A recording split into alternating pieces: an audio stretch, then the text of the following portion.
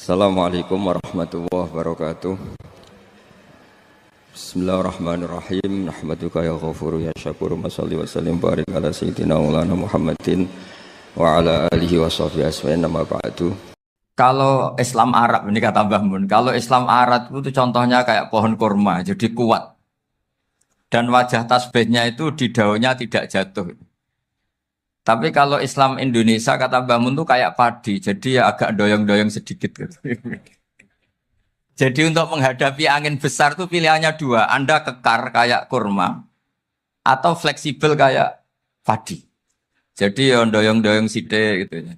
Ada koruptor sowan, salam templeknya ya diterima gitu ya. Ada calon bupati cantik ya didukung, pokoknya agak-agak doyong gitu.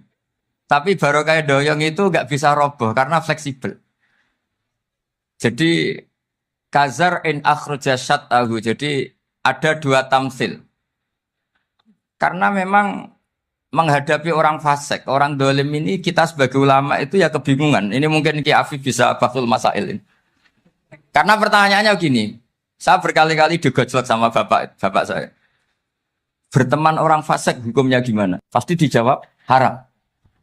Tapi kalau pertanyaannya dibalik, membina orang fasik hukumnya gimana? Baik. Dan bisa membina kalau berteman.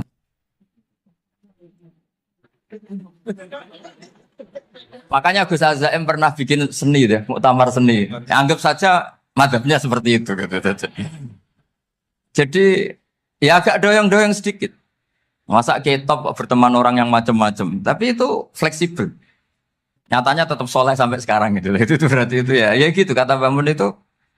Jadi untuk menahan angin yang besar pilihannya hanya dua. Anda kokoh kayak pohon kurma atau fleksibel kayak padi. Nah, Islam Indonesia kata Mbah Mun itu pari wae katanya, padi. Jadi ungkapan-ungkapan para masyayikh ini penting karena khazanah yang saya baca. Saya berkali-kali cerita ini dalam kitab Khilyatul Auliya. Itu Abu Nu'aim al-Asfihani cerita tentang riwayat Sufyan bin Uyainah. Ini gurunya Imam Syafi'i. Itu setiap kali Nabi Isa dan Yahya, ini dua nabi yang sekurun, sama-sama masih muda. Nabi Yahya itu senengannya dolan ke orang-orang soleh, menyambangi orang-orang soleh. Tentu itu bagus. Tapi kalau Nabi Isa ini suka menyambangi orang-orang yang fasik, orang-orang yang nggak jelas. Ketika dua beliau ini ketemu, tentu yang perlu jawaban Nabi Isa karena kontroversi, berteman sama orang-orang yang nggak jelas. Kata beliau, innama ana tabibun udawil mardo. Seorang kiai, seorang nabi, orang yang baik itu ibarat dokter. Di mana-mana dokter tuh ngobati orang yang apa? Sakit. Kalau Anda dokter dan peneliti satu penyakit, pasti cari daerah yang banyak pandeminya. Masa neliti pandemi di orang-orang yang apa? Sehat. Jadi ini juga perlu dibahsul masail karena tadi dibolak-balik itu. Bina orang berteman orang fasik hukumnya haram karena wa in kana dasarin fajanibhu sur'atan. Tapi kalau bina orang fasik hukumnya baik. Bisa bina kalau berteman. Jadi fikih itu ya karena dibolak-balik. Makanya sholat juga gitu. Sholat yang tumak ninah yang lama itu ya bagus. Masa jagongan mbek pangeran nggak asik. Jagongan sama teman aja asik, masa jagongan sama pangeran tidak apa? Asik. Saya kalau Ibnu Abbas sholat tuh cepat. Ketika ditanya, kenapa kalau Anda sholat cepat? Setan baru tata-tata mau goda, sudah selesai. Kata. Karena setan itu ya jaga jaim tuh, jaga image. Jadi kalau mau goda orang itu ya surinan dulu, macak-macak dulu. Ternyata mau ke situ sholatnya sudah selesai. Lah kebetulan mazhab saya tuh yang kedua itu gitu. Jadi kalau Gus Azaim itu sholat lama sekali, itu ada madhab tandingan, yaitu madhab saya. Itu karena ini sepuh saya, meskipun top beliau tapi sepuh saya. Saya sudah 50, beliau baru 40. Ini berarti baru memulai kiai. Kalau pakai umur nubuah ini baru tapi memulai. Jadi madhab itu penting. Jadi pembanding itu harus diutarakan. Sehingga dalam fikih manapun itu sebuah madhab itu harus diuji itu lewat pembanding. Dulu itu setiap debat fikih antar ulama itu mesti nggak ada yang menang. Misalnya saya kiai kelihatan miskin tuh ya baik supaya santri-santri yang miskin itu punya teman gitu. Karena ya rata-rata santri itu miskin. Nah, dikancani kiai kan seneng gitu. Tapi problemnya kiai yang miskin itu ya nggak bisa nolong santri karena dia sendiri apa? Miskin. Makanya dulu Imam Syafi'i itu pengagum orang miskin. Setelah ngaji Imam Malik, tanya, ya Imam Malik, orang yang sealim jenengan itu siapa? Jawabnya Imam Malik lucu. Dulu Abu Hanifah, sekarang orangnya sudah meninggal ya. Ilmunya dititipkan atau diwaris oleh Muhammad bin Hasan Asy-Syaibani. Akhirnya Imam Syafi'i dibiayai Imam Malik ke Irak. Imam Syafi'i miskin, bisanya ke sana dibiayai Imam Malik. Itu seperti Abu Ya Said Muhammad masyhur, ini murid beliau. Kalau ada santri boyong kan mesti apa? Disangoni. Disangoni. Ketika datang ke Irak, Muhammad bin Hasan Asy-Syaibani itu nata uang, nata emas itu di ruang tamu. Jadi ngitung uang itu di ruang tamu. Miliatan. Ini kaget. Ini kiai kok kedonyan kata Imam Syafi'i. Tapi apa kata Muhammad bin Hasan Asy-Syaibani? Anda kagum ini, Anda kaget ini. Kalau kamu menyoal orang soleh kaya, ini tak kasihkan orang-orang fasik. Biar dipakai judi, dipakai selingkuh, dipakai maksiat. Jangan-jangan. Harta ini harus tetap di orang soleh. Kalau ke orang fasik, bahaya. Berarti kiai boleh kaya. Boleh-boleh. Semenjak itu ada gerakan kiai kudu sugih. Ya ada yang kesampaian, ada yang enggak gitu saja. Tapi karena kalau pakai logika fikih, harta itu fitnah. Oke, seakan-akan harta itu masalah. Tapi kalau ini dikuasai orang dolim, maka masalah besar. Jika orang-orang soleh ini harus juga menguasai harta. Nah, terus lama-lama dikiaskan kekuasaan. Kalau yang kuasain orang fasik, orang tidak sholat, ribet. Akhirnya kiai terus dukung, ya akhirnya ikut politik tadi. Nak menawa bupatinya kena diatur gitu. Diatur kon sholat, orang yang sesi proposal, maksudnya diatur keng sholat maksud. Ini cerita-cerita apa logika-logika fikih. Makanya saya sering ngaji kitab-kitab itu, diantara yang saya suka adalah ada dialog besar yang terjadi di antara orang-orang pilihan, termasuk bahkan di antara para nabi dan Tuhan. Jadi unik. Allah sendiri kadang mengajari kecerdasan para nabi itu ya lewat dialog. Masyhur itu, Nabi Ibrahim itu punya ruang khusus untuk sholat dan tidak boleh siapapun masuk situ. Tahu-tahu ada yang sudah di situ. Beliau membuka, kaget. Siapa memberi izin ke kamu yang punya rumah ini? Saya yang punya rumah dan saya tidak memberi izin kamu. Yang memberi izin saya itu yang punya saya, kamu dan rumah ini. Yaitu Allah Ta'ala katanya. Wah berarti kamu malaikat dong? Iya, saya malaikat Israel. Disuruh nyabut nyawa kamu. Ya agak sopan karena agak pernah mondok di Salafiyah gitu. Itu akhirnya Nabi Ibrahim bilang, wah itu keliru, Anda pasti keliru. Hal ra'aita habiban yumitu habibah, hal ra'aita khalilan yumitu khalilah. Saya ini Khalilur Rahman, saya ini kekasih Allah. Masa ada kekasih bunuh yang dikasih? Itu Israel akhirnya ngaji, masuk akal juga. Ternyata perintah ini mungkin hoax ya. Pokoknya dia terus mikir akhirnya. Iya ya, masa ini kekasih Allah kemudian oleh Allah dibunuh, dimatikan. Terbanglah Israel, matur lagi ya Allah, kata Ibrahim, hal ra'aita khalilan yumitu khalilah. Masa kekasih bunuh yang dia apa? Kasih. Kayaknya masuk akal Gusti. Mulai ngaji lah kira-kira gitu malaikat. Akhirnya oleh Allah dijawab, ya sudah begini, kamu datang ke Ibrahim bilang, hal ra'aita habiban yakrahu ayyalqa habibah. Masa kekasih tidak siap ketemu yang dikasih. Nah, jadi akhirnya Nabi Ibrahim, Israel datang lagi. Logikanya sekarang enggak gitu, begini katanya diajarin. Hal ra'aita habiban yakrahu ayyalqa habibah. Masa kekasih tidak siap ketemu yang dikasih. Kata Ibrahim, oke, ya, terus mau meninggal. Jadi kalau jenengan cinta betul sama Allah ya harus, ya tidak usah, jangan sekarang tapi. Kalau mati di rumah aja, kalau di pondok ngerepotnya kiainya nanti. Tapi nanti setelah punya cucu banyak lah. Nah, barokahnya baca ini dialog-dialog orang pilihan ini akan tersibak. Karena tidak dalam semua kebaikan itu nggak ada logikanya. Rata-rata ada logikanya. Misalnya begini, kalau Anda orang soleh, kemudian anak Anda pamit mau sekolah di Jerman, pilihan Anda mengizinkan apa enggak? Karena potensi jadi fasik ya tinggi karena di tempat-tempat mas. Potensi berdakwah dari daerah yang untuk daerah yang tidak ada dai-nya menjadi ada. Itu mesti ulama itu berdebat. Misalnya punya anak pamit mau kembali atau keluarga. Yang satu cara berpikir optimis. Awal ada dai di beberapa negara Eropa itu ya barokahnya imigran, pekerja, mahasiswa. Dan semua itu bumi Allah, harus ada tasbih, harus ada tahmid. Dan itu harus dimulai dari kemauan atau mengizinkan anak asuh kita ke sana. Tapi di sisi yang lain potensi jadi fasik itu tinggi sekali. Mana iman pas-pasan. Nah hal-hal seperti ini itu pasti jadi perdebatan. Dan kita harus menjawab.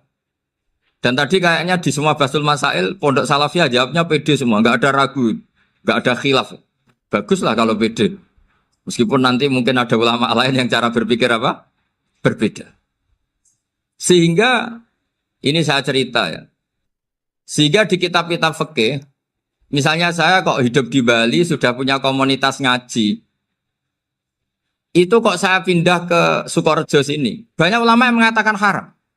Karena membiarkan bumi Allah yang sudah pernah ada orang yang sujud, kemudian ditinggalkan kosong, dan kemudian dikuasai orang yang tidak sujud.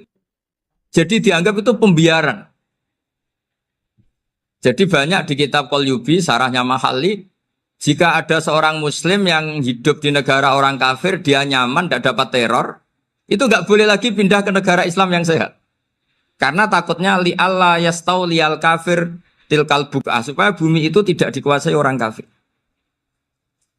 Jadi ini hal-hal yang para fuqaha itu harus berdebat. Karena ini masalah-masalah furu'iyah. Sehingga mulai dulu ya banyak ulama yang nyun sewu berpolitik. Mulai Wali Songo sampai sekarang alhamdulillah yang minat banyak. Mungkin bedanya ikhlas sama tidaknya. Tapi kalau saya pernah dikeluhin utusan dari ya komunitas. Islam Indonesia itu dulu itu ceritanya banyak yang dari Kamboja. Kalau dulu orang cerita itu orang Cempa. Itu setelah di Indonesia besar Wali Songo dan Brawijaya 5 itu sudah mulai oleng. Itu singkat cerita mereka berpikir ingin bikin kerajaan apa? Islam di Demak Mintoro dengan raja pertama yaitu Raden Fatah. Karena Raden Fatah ini putra Brawijaya. Padahal setelah jadi kerajaan ini era cucu sudah konflik, berebut kekuasaan.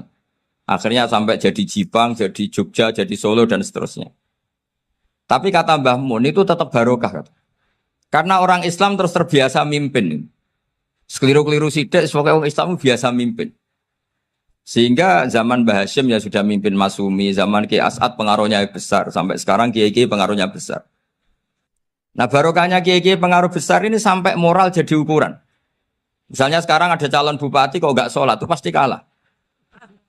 Jadi sholat itu jadi tolok ukur untuk calon apa? Bupati. Meskipun mungkin punya efek pura-pura sholat, tapi nggak apa-apa lah. Sementing moral ini jadi ukuran. Sementara yang di Thailand, di Patani, itu karena dulu pelajarannya tasawuf, itu orang nggak ambisi mimpin dunia. Tahu-tahu dipimpin. Dan akhirnya nyuwun sewu ya saake Islam-Islam yang dulu terlalu tasawuf karena nggak punya pengalaman memimpin, akhirnya lazimnya konsekuensinya hanya dipimpin. Tapi Islam Indonesia beda, karena kulino mimpin itu akhirnya dari orang Islam biasa menjadi Islam yang sholat sampai Islam yang bisa ngaji itu bisa mimpin negara. Tentu yang paling populer dimulai Gus Dur. Jadi ini sesuatu yang barokahnya istihad para kiai. Sementara Islam kulino mimpin. Sehingga di Indonesia itu barokahnya itu, kebaikan itu jadi tolok ukur. Ada orang kok terkenal koruptor atau terkenal nyuwun sewu selingkuh atau terkenal apa itu pasti tidak jadi. Karena moral itu menjadi tolok ukur. Dan itu adalah politik para kiai. Jadi ini saya cerita dan itu negara juga akhirnya untung karena seleksi agama sama negara itu sama-sama kiai ya bilang negara harus dipimpin orang soleh, negara juga bilang seperti itu. Nah, ketokohan-ketokohan para beliau-beliau ini yang mau lah bekerja sama dengan umarok. Kita tahu dulu Pak Harto ya rawuh ke sini ketika Muktamar 84, rawuh ke Ki As'ad, ketika mau kembali ke Khittah juga dirembuk oleh ulama dan umarok. Dan akhirnya ini menjadi negara yang alhamdulillah semoga selalu menuju baldatun thayyibatu wa rabbun ghafur. Nah, kemudian di sini saya tabarruk dengan Said Muhammad, gurunya Kiai Haji Azaim. Saya mau cerita tentang amaliyah tadi. Saya sebetulnya nggak niat bacakan bab itu, gara-gara ada khataman jumlahnya banyak, saya jadi pusing. Ini panitianya tanya, khatam betul apa enggak? Iya, Gus, khatam betul. Tapi kayaknya saya tidak yakin itu. Karena saya ini kan dari pondok tahfidz itu. Biasanya anak khataman itu ya rodok bodoni itu. Wes dibaca buanter sing nyemak yang mendelok pojok etok. Mergo kebanteran. Nah, akhirnya lafat-lafat yang di tengah itu enggak di apa? Baca. Tapi ya semoga dimaafkan Allah lah. Yang jelas itu enggak. Tapi saya mau cerita ya. Jadi cara berpikir Said Muhammad ini nanti juga saya teruskan di Ma'had Ali. Ini saya baca ya. Di antara yang diyakini madhab Malikiyah, ini saya baca saja teksnya. Jadi ada riwayat namanya kalau Said Muhammad bahasakan itu Ataqoh Somadiyah. Kalau di Indonesia kadang orang bilang Al-Ataqoh Al-Kubro, yaitu dengan membaca surat Ikhlas. Di sini jumlahnya hanya 100 kali, Kila 1000 kali. Tadi berapa teman? 700 juta. 700 juta ini sudah susuk banyak ini. Di sini hanya 40, riwayat lagi 100, 1000. Terus sampai tadi berapa? 800 juta. Wah, ini sudah susuk ini. Itu anak cucu sampean pasti masuk surga itu kalau gitu. Ini saya baca, ini kitabnya Said Muhammad ini. Suratul Ikhlasi wal Itqu minan nar. Akhrajat Tabrani fil Kabir an Fairuz ad-Dailami wa Ibnu Ukhtin Najasi. Waqad khadaman Nabiyya sallallahu alaihi wasallam. Orang ini jadi khadimnya Nabi. Qala Rasulullah sallallahu alaihi wasallam, "Man qara'a qul huwallahu ahad mi'ata marratin fi shalat ghairiha kataballahu lahu bara'atan minan nar." Ini hanya berapa ini? Mi'ata marrah. Berarti kalau satu orang itu cukup 100. Tadi sudah untuk 7 turunan tadi untuk orang berapa? Ya, untuk 7 turunan cukup ya? Untuk 7 turunan. Ya sudah susuk ini, sudah susuk ini. Duh, ribet ini. Nah, ini tak cari pembenarannya, ini supaya keren. Ini di halaman 188 Abwabul Farad. Warwa Ibrahim bin Muhammad al-Khiyari fi fawaitihi an Khudzaifa marfu'an. Man qara'a qul huwallahu ahad alfa marratin faqad ishtara nafsahu minallah. Berarti 100, ada riwayat lagi 1000. Nanti tak carikan lagi yang berapa? 1 miliar. Jangan banyak-banyak. Nah, ini saya baca ya. Wa hadzal adatu huwa al-ma'rufu bi ataqatis somadiyah. Wa qad nassa jama'atun min mutaakhiril malikiyah ala istihbabi ataqatis somadiyah. Wa haddu ala qiraatiha wa istimaliha. Minhum Asy-Syaikh Abdus Salam Al-Asmar sak terus ini. Jadi kullu haula'i istahabbu ataqatas somadiyah ma'atirafi ba'dihim kal misnawi bisyidati du'fi hadisiha. I'timadan ala anna hadha minal fadha'il allati yutasahalu fiha. Faman sa'a yasta'milaha roja'a khusula ma fiha fala ba'sa bidzalik. Ala syarti alla ya'taqida thubuta dzalika anin nabi sallallahu alaihi wasallam hatta la yaqa'a fil kitsbi alaihi. Jadi intinya itu silahkan Anda bikin jumlah sesuai versi Anda. Yang penting Anda jangan kampanye kalau itu perintah Kanjeng Nabi Muhammad sallallahu alaihi wasallam. Karena kalau kamu atasnamakan Nabi kemudian jumlahnya sampai 800 berapa? 800 juta, berarti Nabi mengajarkan masyakoh pada umatnya. Jadi cukup yang riwayat itu di sini hanya 100, sama 1000. Jadi kalau jumlah tadi untuk 7 apa? Turunan. Jadi kamu harus ditutup dengan doa, ya Allah, semua itu bukan untuk saya tapi untuk 7 turunan. Tolong catat ya Allah. Karena jadi artinya gini loh ya, orang Indonesia yang sering mempraktekkan atakosomadiyah itu bukan tanpa dalil. Ternyata dalam madzhab Maliki, saya masih ingat ketika mbah saya kandung, bapaknya bapak, asmane Mbah Nur Syam, itu wasiatnya minta dibacakan 4000. Yang baca pas itu ya bapak sama anak-anaknya. Dan kemudian alhamdulillah zaman akhir itu mulai agak ngawur. Kalau ada acara itu wong liya kon maca anake mlebu metu gak melok maca. Itu keliru, saya jamin itu keliru. Saya sering kalau mimpin di rumah, kalau yasinan di tonggo-tonggo kok anaknya gak maca saya keluar. Bapakmu wong liya kon maca kata saya gitu. Jadi itu menurut saya itu yang jelas saya sampai ngisi begini. Yang ada riwayatnya itu idza mata ibnu adam min qata amaluhu illa min salasin shadaqatin jariyah au ilmin yuntafa'u bi awaladin sholihin yatullah. Itu ndak ada di hadis au kiyayin sholihin yatullah. Yang ada itu awaladin apa? Sholihin. Jadi anaknya harus ikut. Kalau ndak ada usah kata. Akhirnya anaknya udah tinggi Gus nggih. Wah, akhirnya tak kei jagung paling akeh kula mendet sithik. Wong aku ora anake kok.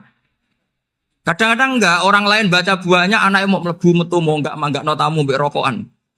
Itu harus ditobatkan itu. Keliru itu. Karena nasnya bukan aukiyayin solihin tapi awaladin solihin. Ini bukan provokator, ini memang ya harus seperti itu. Nah, terus tentang tadi la ilaha illallah yang didawahkan Gus Azaim. La ilaha illallah itu penting sekali, cuma saya mohon itu dielmoni lah. Jadi dulu kalimat ini menjadi spesial karena dielmoni, karena dimulai dari fa'lam annahu la ilaha illallah. Terusannya ayat tuh wastaghfir li dzambika walil mu'minina wal mu'minat. Saya ulang lagi ya. Terusannya ayat tuh wastaghfir li dzambika walil mu'minina wal mu'minat. Makanya menurut mazhab Sadili, kamu disuruh baca la ilaha illallah dulu, jangan istighfar dulu. Saya ulang lagi ya. Dalam mazhab Sadiliyah itu la ilaha illallah dulu, nggak boleh istighfar dulu. Alasannya masuk akal. Orang yang kafir 70 tahun, itu sekali baca la ilaha illallah itu langsung yughfar lahu ma qad salaf. Sehingga la ilaha illallah sendiri sudah punya kekuatan supaya dosa kita diampuni. Qul lil ladzina kafaru iyantahu yughfar lahu ma qad salaf. Cara menghentikan kekafiran gimana? Dia melafadzkan la ilaha illallah.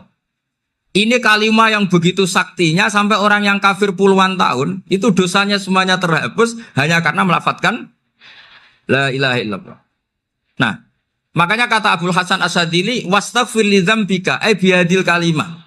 Seseorang sah di istighfar itu kalau melafadzkan la ilaha illallah. Misalnya ada orang kafir mati kafir. Sah enggak anak cucunya mengistighfari dia? Tidak sah karena belum melafadzkan la ilaha illallah. Makanya kata Abu Hasan Asadili wastaghfir li dzambika ay bihadil kalimah. Sehingga lafadz ini spesial betul. Tapi kadang-kadang beberapa mursyid cara berpikir lain. Ini kalimat thayyibah harus dibaca orang suci sehingga mendahulukan apa? Istighfar.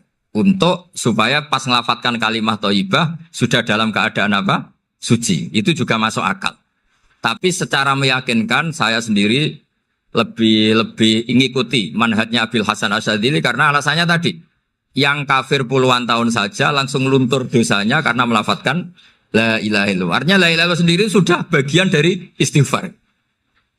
Nah, ya tadi buktinya fa'lam annahu la ilaha illallah terus wastaghfir li dzambika walil mu'minina. Jadi orang sah diistighfari itu setelah dipastikan sah tauhidnya. Jadi setelah tauhidnya sah, yaitu la ilaha illallah, baru sah apa? Diistighfari. Sehingga orang kafir, saya ulang lagi, orang kafir yang mati kafir, anak cucunya tidak boleh apa? Tidak boleh menistighfar. Terus saran saya kedua, la ilaha illallah itu filosofinya itu nafyun li uluhiyati ghairillah wa isbatun li uluhiyatillah wahdah. Filosofi la ilaha illallah itu gimana? Menafikan semua selain Allah itu tidak Tuhan dan hanya menuhankan Allah semata. Lah itu caranya gimana? Caranya kita harus terbiasa ini karena tadi saya dibilangin panitia ini rata-rata mustameknya atau mustamiatnya ini santri. Caranya gimana? Dilatih pakai logika. Saya berkali-kali cerita kalau ngaji, saya sekaligus kampanye. Allah itu Tuhan yang begitu fair. Untuk menjadi Tuhan, Allah mempersilahkan, ada kualifikasi Tuhan. Jadi boleh, dikompetisikan itu boleh, kata Allah. Gak apa-apa kamu ngaku Tuhan gitu, kata Allah. Tapi nak ngaku pangeran itu paling gak ya direputasi lah. Ada verifikasinya. Dimulai dari apa? Ya kalau jadi Tuhan itu setidaknya bikin langit bumi lah. Aturannya gitu. Jadi kalau daftar bupati ya daftarlah ke KPU.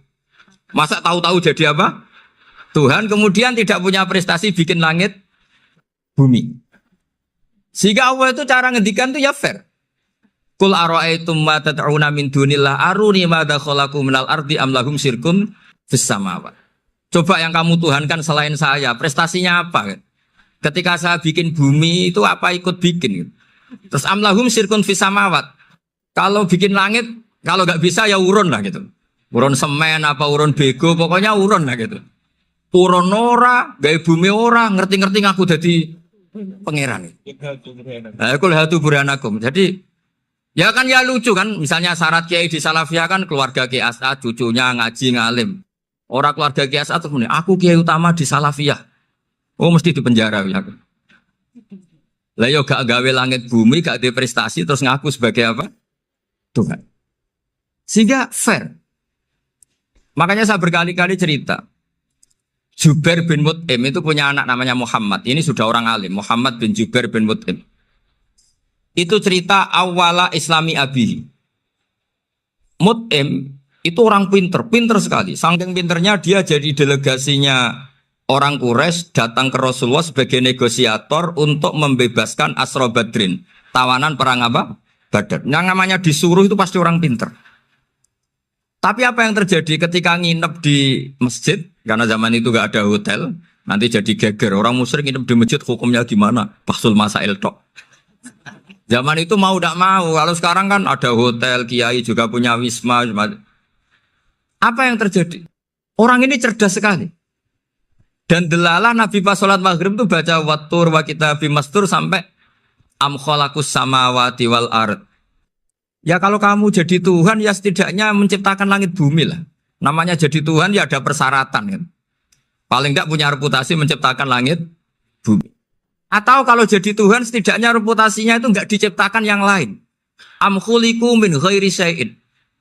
Ini jadi Tuhan kok punya bapak, punya ibu. Ini jadi Tuhan kok lahirnya di bumi. Ada tanggal lahirnya, ada tahun. Masa jadi Tuhan kok dulu buminya. Pokoknya walhasil tuh. Akhirnya Nabi ketika salam sholat maghrib, dia datang. Ya Rasulullah, akalku habis oleh ayat yang barusan engkau baca. Sudah saya Islam saja.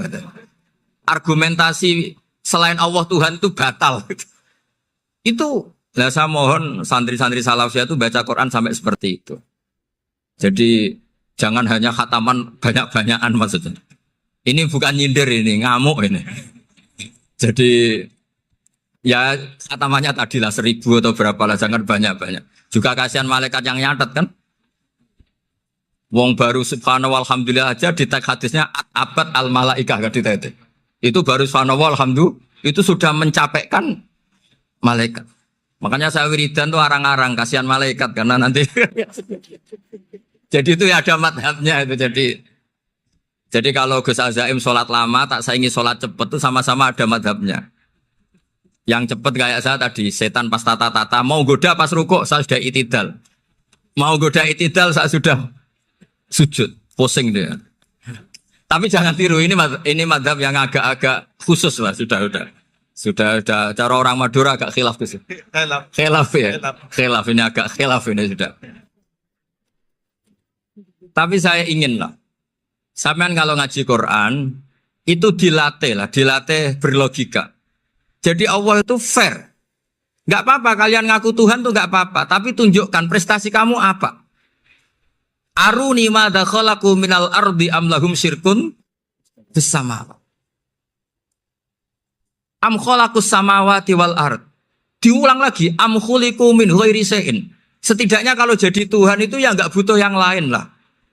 Masa jadi Tuhan kok wujudnya saja butuh orang lain, butuh bumi, eksistensinya butuh makan, butuh minum. Makanya Allah cara meniadakan uluhiyah selainnya itu Allah itu redaksinya itu mengena sekali. Yaitu tadi dengan cara-cara seperti itu. Sebagian ayat disebutkan ma asyattuhum khalqas samawati wal ardi wala khalqa anfusihim. Wong Tuhan kok nggak punya reputasi bikin langit, bikin bumi, bahkan untuk menciptakan dirinya sendiri saja nggak bisa. Ya sudahlah, kamu nggak usah ngaku Tuhan, nggak level katanya gitu. Akhirnya terus ditemukan Tuhan yang sejati, yaitu wal awwal wal akhiru wal zahiru wal batin. Nah, itu yang Mut'im ini tadi termasuk orang yang sangat cerdas sekali. Padahal itu bacanya bukan pas basul masail, enggak. Nabi pas sholat maghrib. Juga bukan pas ceramah, enggak. Tapi itu didengarkan. Makanya termasuk ini spesial untuk hormat saya kepada Ki As'ad. Makanya saya ini kalau mentasjik santri-santri, ini agak sensitif, tapi sudah saya tidak perlu takut fitnah. Saya termasuk kenapa saya ingin jadi ahli tafsir, tentu yang membentuk itu Mbah Maimun dan bapak saya. Bapak saya itu hafal Quran kayak hafal Fatihah. Saking senangnya Quran itu. Mungkin bisa kamu saingi itu. Itu adalah orang kafir itu bisa paham Quran. Itu sangat menyinggung saya. Orang kafir itu bisa paham Quran. Ketika Umar Islam itu karena mendengar apa coba? Mendengar apa? Quran. Dan itu masih kafir apa sudah Islam? Masih kafir karena kalimat-kalimat yang di Quran itu begitu jelas wal kitabil mubin sehingga didengarkan orang kafir pun tuh ngefek.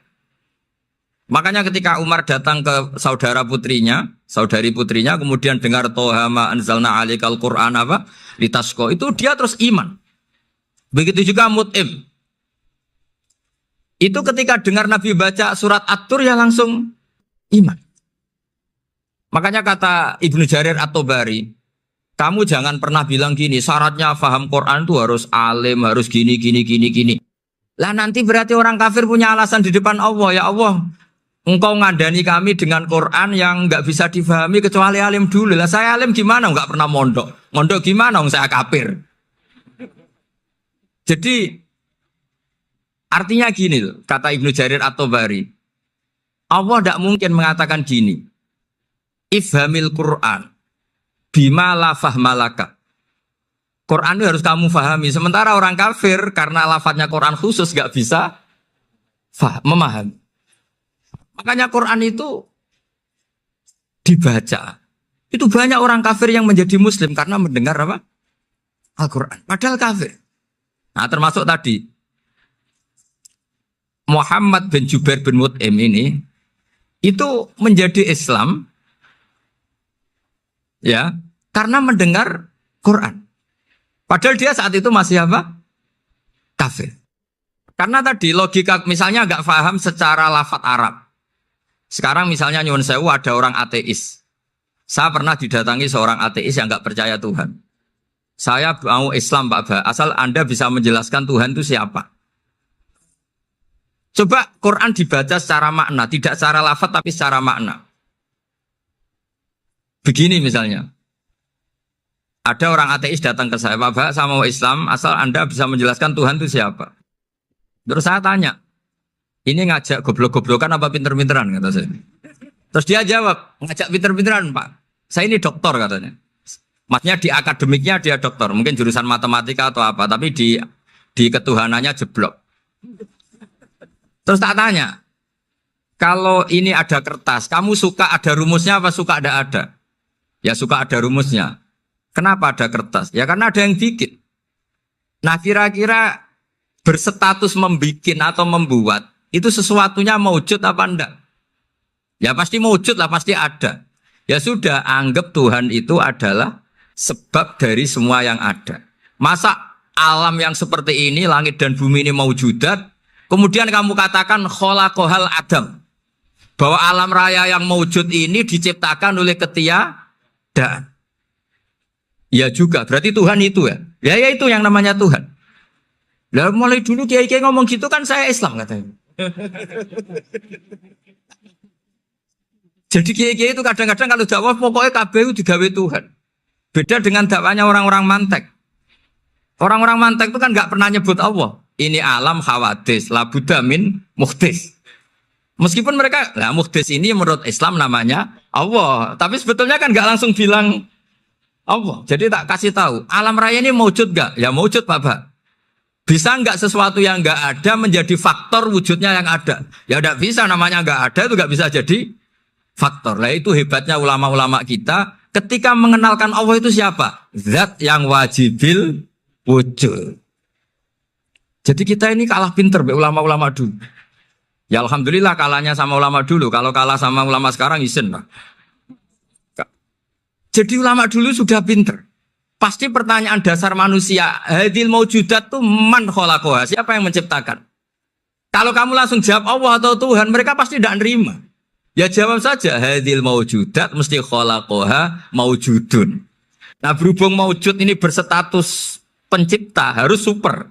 Lah super ini oleh ulama disebut wajibul wujud atau musabbibul asbab. Yang oleh Islam dinamai Allah. Tapi kita langsung ngomong Allah, mesti aja bingungkan kan bagi yang bingung maksudnya. Ya saya mohonlah kalimat-kalimat la ilaha illallah itu diamatilah, diresapi sampai seperti penjelasan saya ini, sehingga punya kualitas ilmu. Karena syaratnya memang fa'lam, harus punya kualitas apa? Ilmu. Ilmu itu apa? Ma'rifatus syai' ala ma huwa alaih. Mengenal sesuatu sesuai detail-detail sifatnya sesuatu itu. Misalnya kalau Allah sudah jadi Tuhan, ya harusnya qabla kulli syai'. Masa Tuhan sama yang dituhani wujudnya dulu yang dituhani, ditemukanlah sifat awal atau qadim. Makanya benar Gus Azaim tadi kalau sudah bertauhid harus hafal akidah berapa khamsin. Dimulai apa? Wujud. Kenapa harus dikatakan wujud? Karena alam raya ini kadung maujudan. Hadhil alam maujudun. Masa maujudun khalaqahul adam? Masa maujudat khalaqahul adam? Nah itu yang disebut am khuliqu min ghairi syai'in am humul khaliqun. Jadi saya mohon semohon-mohonnya cobalah tradisi-tradisi lihat baru ayat ini dihidupkan lagi sehingga kita baca Quran itu sekaligus menjadi orang yang sangat argumentatif. Karena Quran adalah qul falillahil hujjatul baligh. Dilatih. Jangan bosan dilatih. Makanya kalau saya baca ayat-ayat seperti itu cek fair Allah. Fair betul. Enggak apa-apa saya punya pesaing kata Allah, tapi yang imbang dong. Pas aku gawe langit ya bantulah. Atau ada langit tandingan lah kira-kira gitu. Kalau saya bikin bumi ya ada bumi. Nah misalnya sekarang orang Cina bikin matahari, materinya dari mana coba? Dari yang sudah ada sekarang kan? Tetap saja agak ikut bikin kan? Tapi kalau Allah bikin langit bumi minal adam minal wujud. Kalau mereka paling rekayasa yang sudah wujud adik. Nah harus sampai seperti itu. Sampai kata Gus Azim kul hatu apa? Burhanakum tan.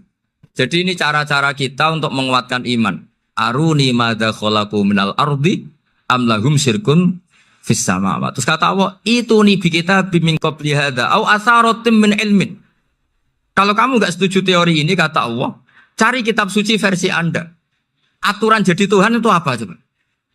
Ya tetap saja semua kitab suci akan mengatakan di mana-mana Tuhan itu pencipta langit dan bumi. Jangan yang lahir di bumi jadi Tuhan. Jangan Lata Uzza jadi Tuhan. Jangan karena sakti jadi Tuhan.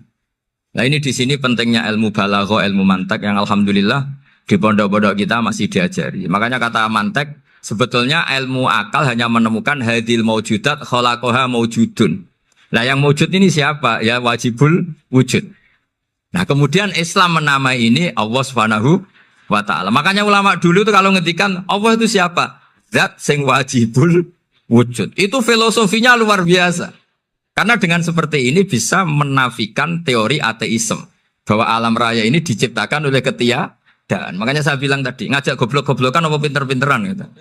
Lah nek ngajak goblok-goblokan yang ini, hadhil maujudat khalaqahal adam. Terus kita goblok bareng. Loh iya kan barang maujud diciptakan yang tidak maujud. Wong ora wujud kok mempengaruhi sing Oh, ya monggo nak goblok bareng kata. Akhirnya, gak lho Gus, saya ini dokter masa kamu ajak goblok? Ya sudah pinter saja kata saya. Alhamdulillah karena debat kecil ini dia menjadi nyaman lagi dengan apa? Islam. Memang saya tentu gak bisa disalahkan doktoralnya karena di ilmu yang selain apa? Teologi gitu. Tapi kan polanya dia pasti pinter. Makanya ini sekaligus mengingatkan anak-anak lah. Kecakapan menjelaskan itu harus dilatih. Karena di antara kelebihannya Quran itu wal kitabil apa? Mubin, yaitu kitab yang punya kemampuan menjelaskan. Ini yang terakhir saya beri contoh. Terakhir ini penjelasan Quran. Dulu orang kafir itu cara berpikir itu begini. Muhammad, urusan kita ini banyak, problem kita banyak. Masa iya urusan yang banyak ini cukup dengan satu Tuhan? Kalau problem banyak ya Tuhannya harus banyak. Ada Tuhan pohon, Tuhan hujan. Ya kayak Cina itu ada Dewi Kuan Im keberuntungan, ada yang sial. Yang pokoknya diurus yang banyak lah. Maka mereka bilang aja'alal alihata ilaha wahida inna hadza la syai'un ujab. Ini aneh urusan banyak kok Tuhannya satu ini aneh lah. Tapi Nabi secara sabar dan yang diomongnya orang kafir. Tidak anak mahatali orang kafir. Jadi nanti kalau anak mahatali gak paham Quran kebangetan wong kafir saja paham. Akhirnya Nabi secara santai, secara rileks memberi penjelasan gini. Kalau Anda menjadi buruh, kalau orang Arab dulu bilang abdan. Kamu suka enggak punya majikan banyak, perintahnya beda-beda, semuanya memaksa kamu untuk nurut. Sama punya majikan satu yang baik. Ya enggak suka lah Muhammad kalau majikan saya banyak, semuanya berhak merintah saya, enggak enak. Majikannya satu saya, satu saja. Terus kata Nabi, Tuhanmu itu majikan kamu. Kalau Tuhannya banyak, kamu bingung. Berarti perintahnya banyak. Akhirnya mereka paham. Dan itu segampang itu Allah memberi penjelasan. Dorobawo masalah rojulan. Fihi syuraka umutasyakisuna warojulan salamal lirojul. Hal yastawiyahani masalah. Alhamdulillah. Langsung diberi analogi. Kalau kamu jadi buruh, punya majikan banyak, yang perintahnya beda-beda. Kemudian jadi buruh yang majikannya satu. Kamu milih mana? Ya milih satu Muhammad. Ya sudah. Kalau Tuhannya banyak, perintahnya banyak, kamu juga bingung. Langsung menjadi faham. Ketika ada orang tidak ikhlas, Nabi cara memberi penjelasan juga gampang. Misalnya saya dikasih uang Gus Azaim 1 juta. Kemudian matur nuwun saya sama Pak Afif. Ya, aneh enggak? Saya ini orang aneh enggak? Orang aneh enggak? Itu Nabi kalau mencontohkan orang tidak ikhlas gitu. Kata Rasulullah, orang tidak ikhlas itu sebagaimana orang beli budak. Min kholisi malih. Budak itu dibeli dari uangnya sendiri. Kemudian fa'amila hadal abdu budak ini kemudian bekerja dan a'tohullatahu. Hasilnya dikasihkan sama orang lain. Terus Nabi memberi percontohan. Ayasurrukum ayyakuna abdukum kadzalik. Apa kamu suka kalau budak kamu seperti itu? Dulu orang-orang dulu kan beli budak untuk disuruh bekerja terus disuruh setor apa? Hasilnya. Jadi budaknya kamu yang beli, yang biayai. Kalau sekarang mungkin gak ada budak gini lah. Saya nyuruh Zaid, tak kasih mobil, tak kasih bensin, tak kasih uang jalan supaya narik angkot. Hasilnya disuruh ngasihkan saya. Ternyata dikasihkan orang lain dan matur nuwun sama orang. Kamu suka punya budak seperti itu? Ya tidak suka ya Rasulullah. Ya ibaratnya seperti itu. Bumi yang bikin Allah, nyawa kamu yang bikin Allah, semua fasilitas dari Allah. Kemudian kamu menyembah selain Allah. Segampang itu. Dan Nabi telaten sampai dulu yang mayoritas orang kafir menjadi mayoritas Muslim dan semuanya tanpa paksaan la ikroha fiddin karena qad tabayyana rusdu minal ghayy. Nah, cara tabayyana gimana? Yaitu punya kemampuan menjelaskan. Wal kitabil apa? Mubin. Ini makanya saya mohon lah. Ini saya mohon semohon-mohonnya anak-anak ini kan kader-kadernya Mbah Samsul Arifin, Mbah As'ad, Gus Fawaid, sekarang Gus Azaim semuanya harus punya kemampuan wal kitabil apa? Mubin. Sehingga di antara sifatnya Nabi itu fatonah, punya kecerdasan. Nabi itu gak pernah debat kalah. Itu meskipun sudah terdesak gak pernah kalah. Pernah Nabi itu ngendikan la'adwa walatiorata. Tidak ada penyakit menular. Ada orang yang mungkin kurang suka iseng. Ada onta yang sudah gudiken dijejerno sama yang waras. Ternyata yang waras jadi gudiken. Akhirnya Nabi diundang lah kira-kira gitu. Ya Rasulullah kata engkau gak ada penyakit menular. Tapi ini onta yang enggak gudikan tak jajarkan yang gudikan ikut gudikan. Berarti kan menular. Nabi santai jawab, Faman jarrobal awal. Lalu yang pertama gudikan ketularan siapa katanya. Wah kalau ini asli Nabi ya sudah seperti itu. Jadi ngiranya dia menang karena yang gudikan pertama nulari yang kedua. Ternyata Nabi tanyanya lagi faman jarrobal awal. Yang gudikan yang pertama siapa? Oh ini asli ya maksud saya itu.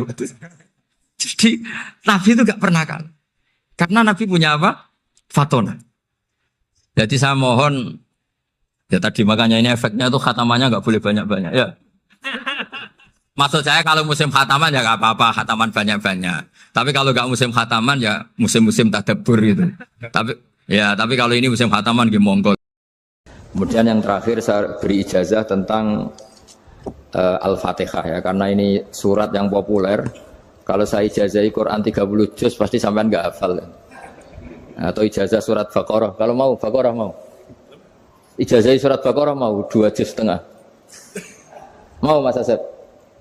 Ya Fatihah aja yang gampang ya. Nah, ya kulhu Fatihah ini paket ringan ini.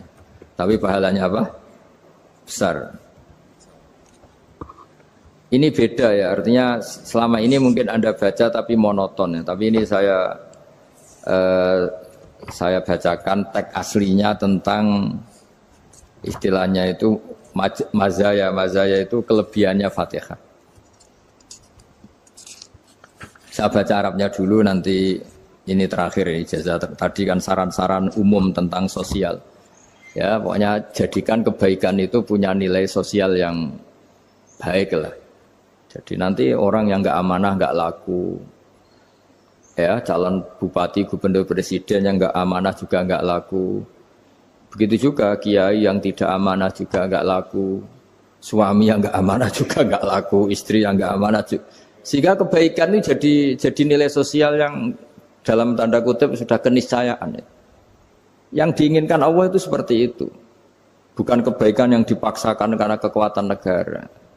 Maksudnya kalau bisa kebaikan itu tidak usah dipaksakan. Memang sudah satu kebutuhan. Kayak cerita-cerita di negara maju itu. Bahkan apapun jatuh itu nggak ada yang ngambil apa itu. Makanya gambarannya Mekah Madinah kan gitu kan. Barang jatuh nggak ada yang berani apa ngambil itu saking sudah jadi sistem. Sehingga banyak negara di Eropa itu yang sampai nggak punya tentara, nggak punya polisi karena kebaikan sudah.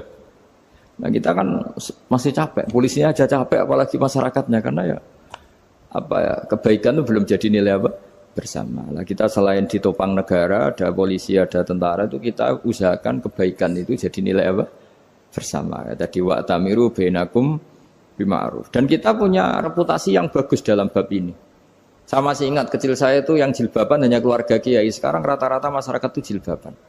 Dulu yang sekolah SMP, SMA itu jilbaban kadang dulu malah dilarang ya harus sama seperti itu seragamnya. Sekarang sudah boleh. Dan nyaman. Lama-lama yang dapat simpatik ya yang pakai pakaian model tertutup seperti itu.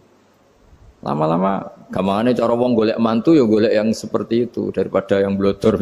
Lama-lama jadi nilai bersama. Ya ingin saya seperti itulah. Di terminal juga sama. Orang mau makan cari warung yang kelihatan ada ayat kursinya, pakai jilbab atau paling enggak dia enggak mungkin lah nyuguhkan yang tiren atau yang haram. Akan ada garansi sosial. Ada apa? Ada garansi apa? Sosial dengan penampilan yang soleh itu kan masa iya nyuguhkan oplosan babi gitu misalnya itu. Jadi nilai sosial itu harus harus benar-benar jadi nilai sehingga negara biar gak capek-capek itu.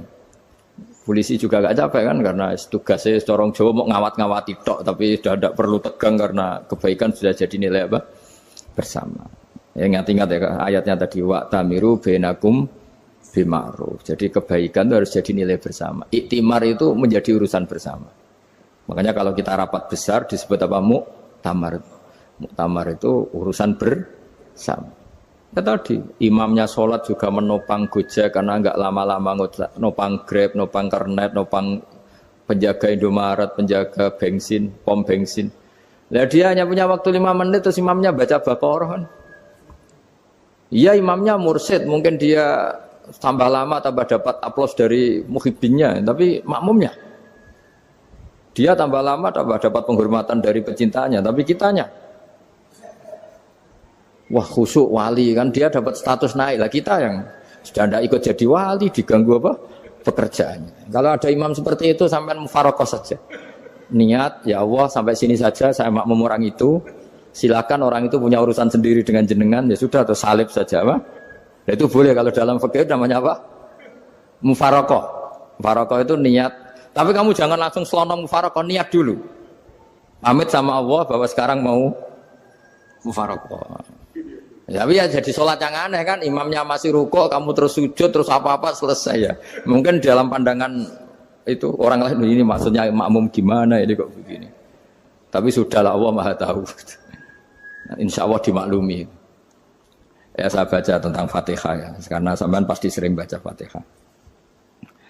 Supaya apa sekaligus jadi jimat lah gitu. Jadi kalau kamu sering di jalan-jalan yang mungkin sepi atau mungkin kan tidak semua teman Grab itu nasibnya bagus yang di Semarang Jogja. Mungkin yang di Kalimantan di Papua kan ada yang 10 kilo gak ketemu rumah, ya kan? Ya lihat di TV-TV itu kan kasihan kan.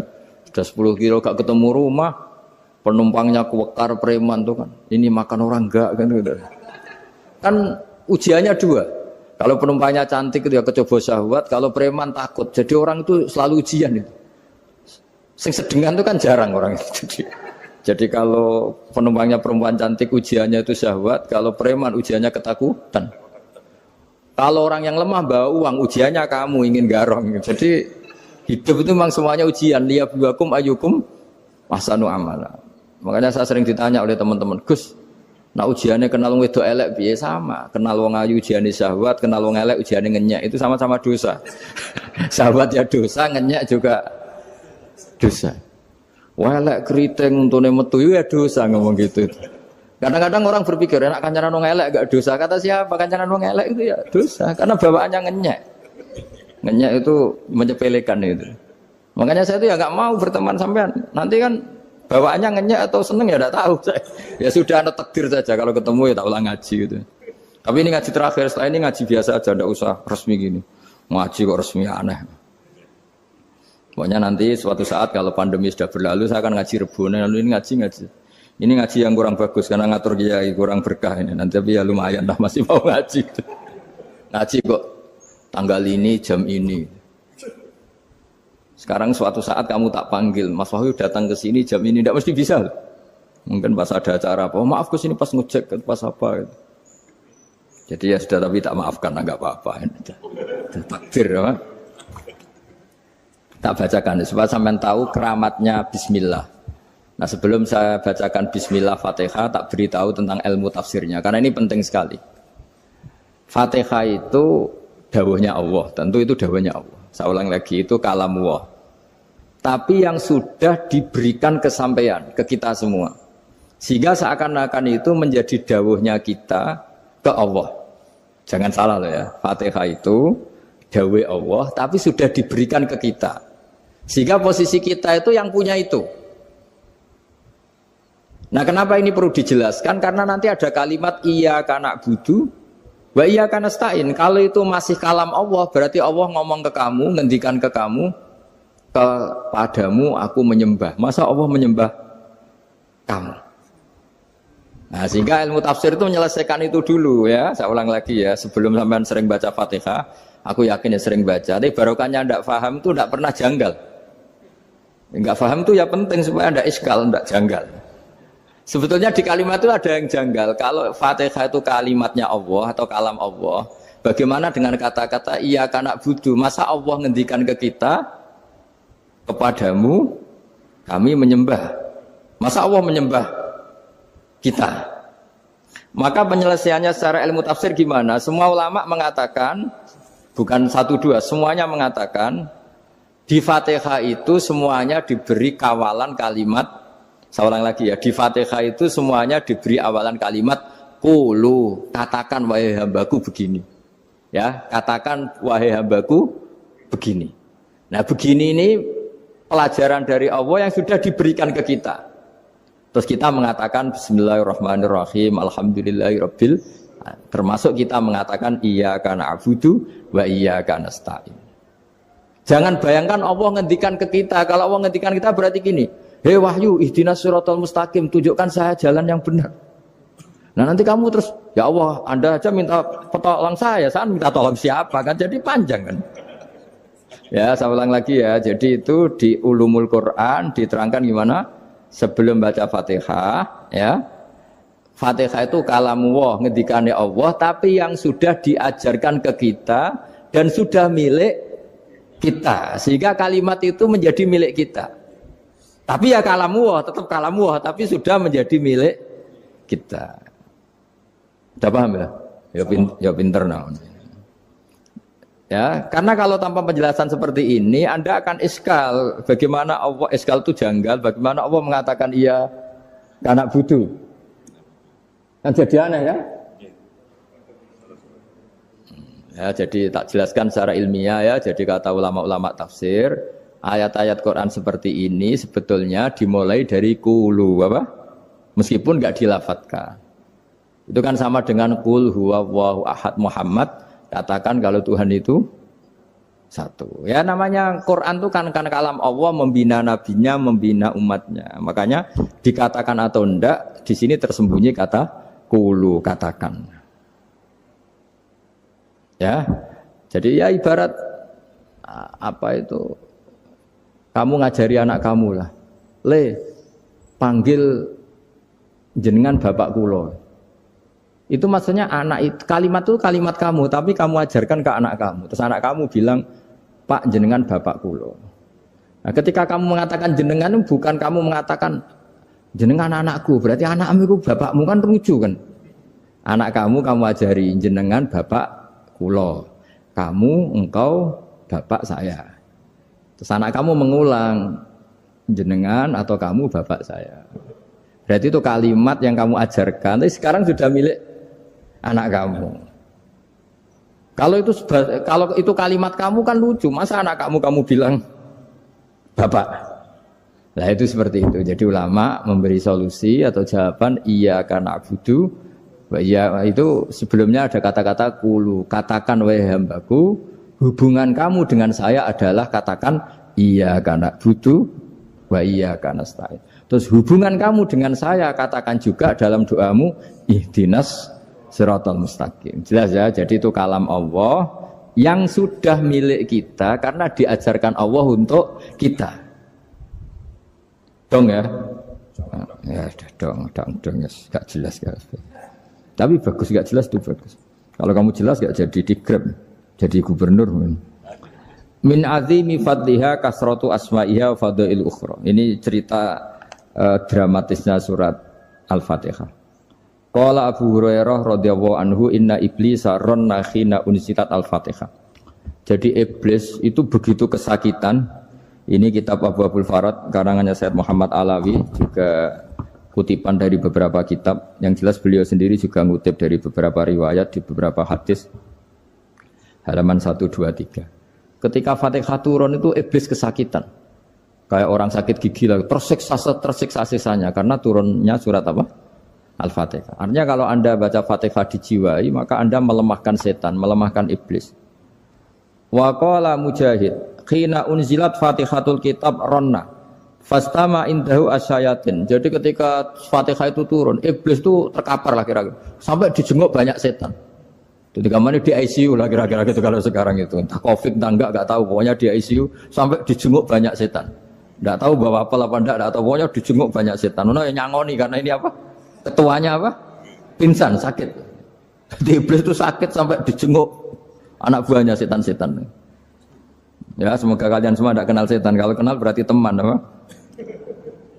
Wa qalu misla dzalik. Wa qala lahum laisa mimma taquluna syai'un walakin unzilat suratun laisa ajru qailiha illa an harrama alaihi nar jahannam.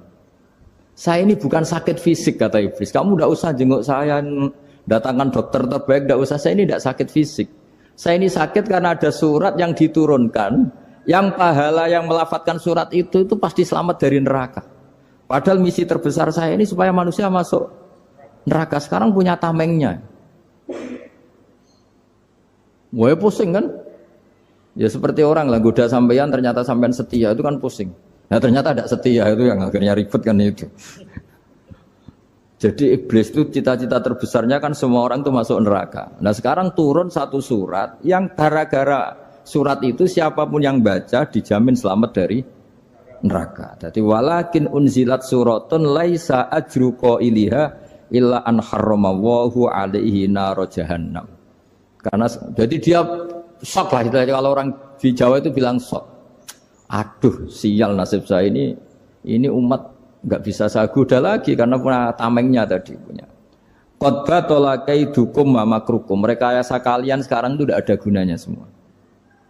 Nah, ini alhamdulillah di Indonesia kelihatan kan banyak yang miskin, banyak yang susah. Tapi selagi mereka masih sholat, tuh keinginan mencari halal itu masih tinggi. Kayak apa kita di tengah kota, jauh dari anak istri, jauh dari tetangga. Biasanya kalau orang jauh dari anak istri, tetangga kan sakar PDW. Tapi yang soleh masih banyak, sudah jauh dari keluarga tetap lurus. Loh kalau yang dekat lurus kan wajar, konangan wong akeh kan. Ini sudah jauh masih lurus. Nah ini nggak lepas dari barokahnya surat apa? Surat Fatihah tadi. Jadi karena ada surat yang menjamin pelafalnya atau qailiha terbebas dari api neraka. Wa qalat as-sayatinu lahu is ayyusai'in ta'muruna ya maulana. Faqala lahum idhabu wajtahidu hatta tukhfilu qulubahum hatta la yaqulu hadhihi surah. Lalu kita gimana? Jari para setan gitu. Lalu kita gimana? Terus kata iblis, sudah bikin mereka lupa sehingga tidak baca lagi. Selagi masih baca kita pasti keok. Jadi kalau sampean sudah jarang baca Fatihah itu berarti sudah bagian dari kemenangan apa? Iblis. Jadi kalau sampean sudah jarang baca Fatihah itu berarti bagian dari kekalahan Anda, kemenangan iblis. Masih sering baca? Berapa kali? Terus apa lagi?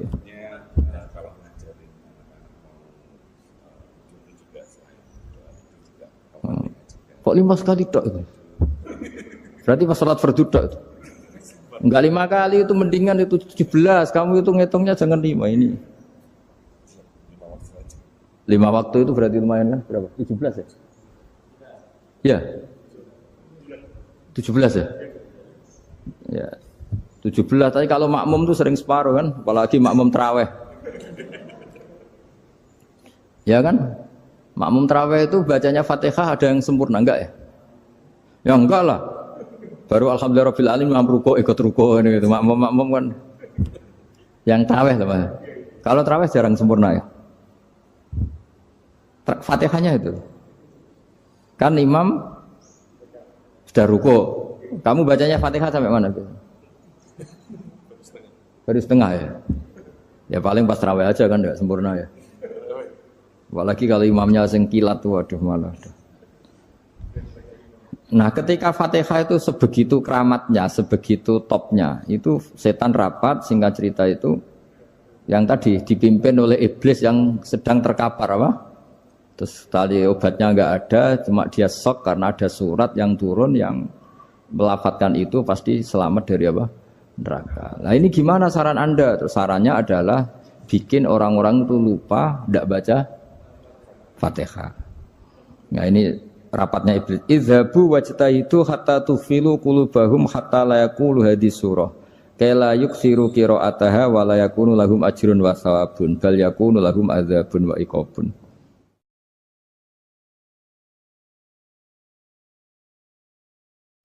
Jadi saya mohon selama ini Anda sudah baca, tapi mungkin hanya rutin saja. Napa rutin saja? Jadi barokahnya ngaji ini kamu punya kekuatan atau punya semangat membaca karena ini surat yang luar biasa. Ibarat gini, kalau sampean tanya, saya juga sering mikir, masa Gus hanya surat kok punya kekuatan seperti itu?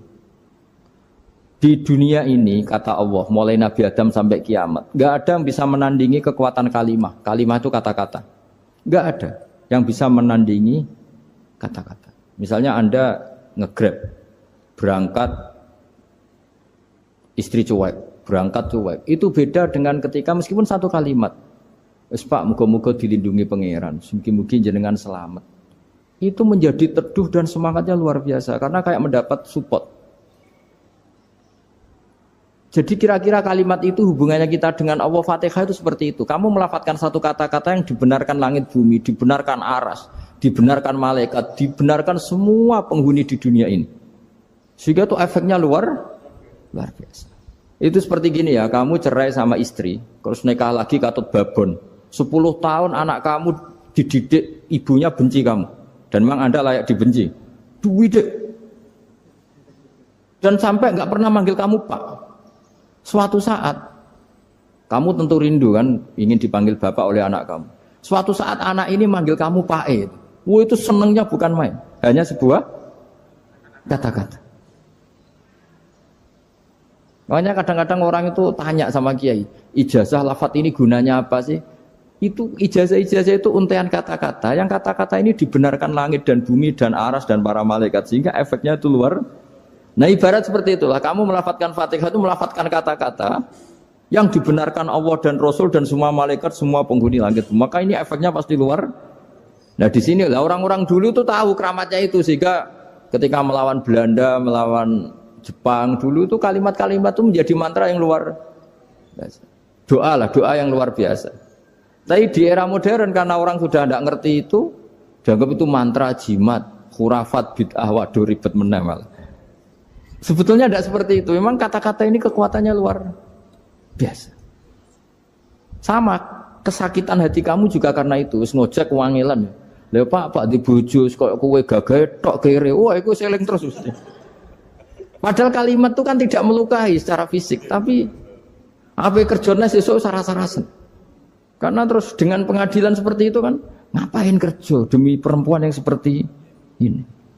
Lagi-lagi kata-kata ini luar.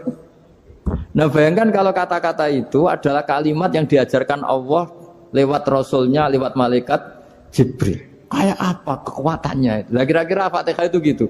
Kalimat yang baik, kalimatan thayyibah diajarkan oleh Allah dan Rasul, kayak apa kira-kira kekuatannya? Pasti luar biasa. Wong support yang dikatakan istri kita, anak kita aja luar biasa, apalagi ini support yang diajarkan Allah dan Rasul. Ya makanya saya mohon kalau baca Fatihah, baca kalimat-kalimat thayyibah ketika sholat itu dijiwai. Ya misalnya Rabbana lakal hamdu mil'us samawati wa mil'ul ardi wa mil'u ma syi'ta min syai'im. Engkau zat yang layak dipuji dan pujian ini memenuhi langit dan bumi. Karena kita tahu nggak ada sejengkal di alam raya ini kecuali di situ ada rahmat Allah. Misalnya kamu bisa lewat sampai rumah saya, kamu mungkin anggap biasa saja. Coba kalau ngalami likuifaksi, tahu-tahu bumi ini ambles, bisa ngelewati yang likuifaksi itu luar. Tanyakan orang pernah ngalami likuifaksi di Sulawesi, itu melihat bumi bisa diinjak gak ambles itu, wah luar. Nah, sampean nggak ngalami itu sehingga lewat bumi ya biasa aja. Coba kalau ngalami seperti tidur, ya biasa aja. Coba kalau ada gempa, bahwa bumi tenang ini sudah nikmat yang luar biasa. Masa kamu ngakui nikmat nunggu digituin? Ya kan? Nah, makanya baca Fatihah dijiwai lah, bahwa ini kalimat yang luar biasa. Nah, saya teruskan ya. Warwa Muslimun fi sahihihi an Ibnu Abbas radhiyallahu anhuma annahu qala bainama Jibril alaihi salam qaidun dan Nabi itsami anaqidan min fawqi farafa'a ra'sahu faqala hadza babun minas sama futihal yawma lam yuftaqadhu ilal yaum fanazala minhu malakun faqala hadza malakun nazala ilal ardi wa lam yanzil qattu ilal yauma fasallim waqal absyir binuraini qad uti tahuma lam yu'tahuma nabiyyun qablak Fatihatul kitab wa khawatimu suratil Baqarah. Jadi suatu saat Jibril ini jagongan kira-kira gitu sama Rasulullah. Tahu-tahu langit itu gemuruh. Langit gemuruh kata Jibril terus semuanya ngangkat kepala ke langit. Ini pintu langit baru ini dibuka, yang sebelumnya tidak pernah dibuka seperti ini. Turunlah malaikat, yang malaikat ini pun malaikat spesial yang enggak malaikat murahan lah kira-kira gitu, yang enggak pernah turun ke bumi kecuali juga saat itu. Dengan penyambutan yang luar biasa, dengan semuanya enggak pernah terjadi. Hanya karena bahwa surat Fatihah. Jadi ini surat yang luar biasa, pengawalannya lewat malaikat yang spesial enggak pernah turun di bumi kecuali saat itu. Penyambutannya juga enggak pernah seperti itu, baru seperti itu. Jadi semuanya itu spesial. Nah, kenapa ini spesial? Karena di situ ada isi puja-puji kepada Allah Subhanahu wa ta'ala. Ada ikrar kita, alhamdulillahirabbil alamin, arrahmanir rahim. Ikrar ini penting. Kalau contoh paling gampang gitulah. Kamu punya istri selama ini cerewet terus. Suatu saat ngomong, "Pak, tak angen-angen ra ono wong lanang koyo sampeyan." Wah itu langsung tidak ada lelaki sebaik engkau. Itu sama senengnya, masya Allah. Karena ada ikrar dari seorang istri ke kamu. Nah bayangkan kalau ikrar kita sebagai hamba diakui oleh Allah Subhanahu, maka ikrar ini akan dicatat sebagai kebaikan kita yang kita panen nanti di akhirat. Karena ada ikrar. Kita ikrar bahwa alhamdulillah rabbil alamin. Kita ikrar ar-rahmanir rahim. Kita ikrar maliki yaumiddin. Kita ikrar iyyaka na'budu wa iyyaka nasta'in. Sampean misalnya jadi orang Indonesia, ketemu orang Indonesia yang makmur di Jerman, terus lupa Indonesia. Kamu orang Indonesia? Enggak, saya enggak orang Indonesia. Mangkel gak kira-kira? Mangkel. Karena salah ikrar kan gitu. Ya jadi saya mohon jangan anggap kalimat itu hal yang biasa, tapi luar biasa. Nggih, ngoten mawon. Assalamualaikum warahmatullahi wabarakatuh.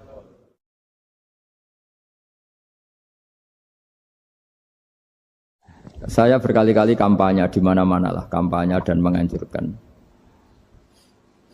Di antara catatan dalam Suhufi Ibrahim wa Musa kan ada kan di Quran itu yang dinamakan lampiran-lampiran wasiatnya Nabi Ibrahim dan Nabi apa? Musa.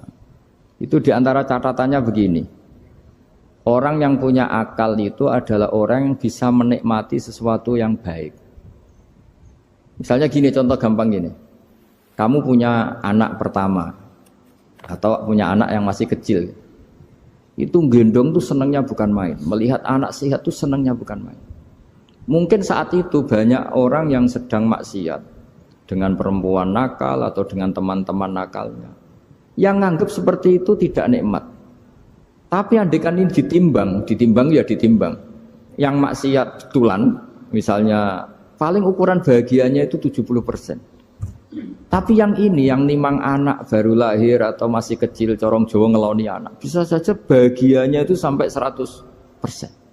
Artinya selama ini kesalahan kita adalah nganggap maksiat itu pasti menyenangkan dan taat itu tidak menyenangkan. Makanya saya berkali-kali fatwa, untuk melawan kenikmatan maksiat, orang harus terbiasa menikmati taat, menikmati kebaikan. Jangan kira kita nimang istri nikmat, nimang anak nikmat, ketemu teman yang lama tidak ketemu juga nikmat. Artinya kita akan melewati berjam-jam untuk jagungan sama teman, sama anak, sama istri. Dan itu harus kamu nikmati. Supaya mengganti tidak berkebutuhan nikmat yang lewat jalur maksiat. Jadi saya mohon sarana-sarana yang menyenangkan itu, yang taat itu kita maksimalkan. Makanya bapak saya itu sering pesen, kowe nak ngaji sing guyon, sing seneng. Nganti wong maksiat itu karena cari kesenangan. Coba kalau kesenangan itu sudah didapatkan saat taat, maka tidak butuh lagi kesenangan yang berbentuk maksiat. Makanya orang-orang wali dulu kalau sudah sholat itu gak bisa berhenti karena merasa nikmat. Makanya Nabi pernah ngendikan wa qurratu aini fi sholat, nyaman saya itu kalau sedang jono aku ahli makhras. Akhirnya Quran wong rono umur dukun. Kepengen jabat, Kang gawe khataman 1000 Kang aku ben dadi pejabat. Nah, Quran akhirnya difungsikno kaya tabib. Sing jelas ahli Quran spesialis makhraj. Terus dalam kurung ikhlas sekali. Sing ngaji seneng, wis entuk ilmu gak kepikiran salam template. Barang ikhlas jebule bojone do minggat mergo ora entuk apa-apa. Wis disebut wal mukhlisun ala khotorin azim. Wong ikhlas itu dalam bahaya besar. Karena ya kawan takobal wa minna minkum takobal ya kan. Tapi apapun itu barokah ngaku-ngaku asal ora krana hadzun nafsi, ora krana nafsu. Mulane ketika ekonomi era Aziz Bisra tokoh Mesir, iku gonjang-ganjing. Nabi Yusuf menghentikan ij'anni ala khazainil arad. Ya sudah menteri pertahanan pangan saya. Inni hafizun alim. Karena saya menguasai ilmu itu dan saya terpercaya. Semua nabi memaklumkan diri inni lakum nasihun amin. Ora oleh nabi ditakoki napa jenengan saged mimpin kula? Nggih insyaallah saged. Pangestune mawon ora oleh kudu inni lakum nasihun amin. Kudu jelas. Malah sebagian nabi ya sanggrono wong salah paham yo. Aku wis ngomong alam akul lakum ini alam minallah malah taala. Urusan pangeran ndak roh aku timbang kowe. Bang ini urusan Sarah Muslim karo aku timbang kowe. Kowe ora judule tok aku wis ora sak isine. Malah ana sing ora regane piro.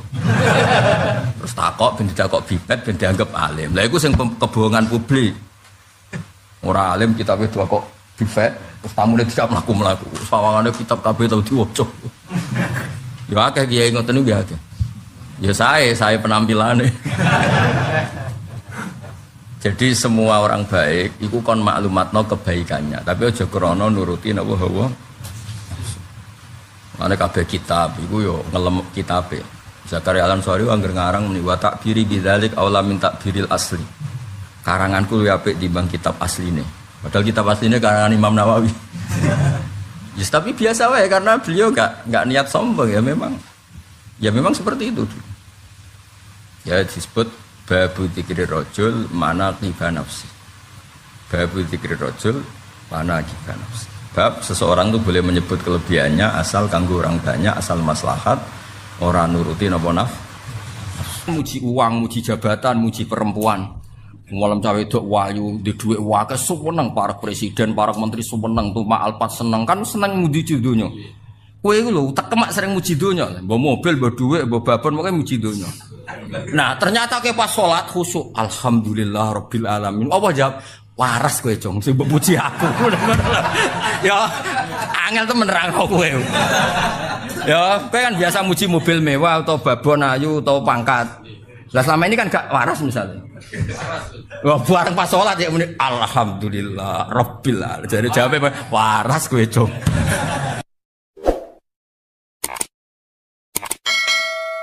Wa hadatsana Sabir Ibrahim Abdul Muhammad qala akhbarana Abdur Razzaq akhbarana Ma'mar an-Zuhri bihadal isnad mislahu wa zada fasaidan mongko sak mendhuwur.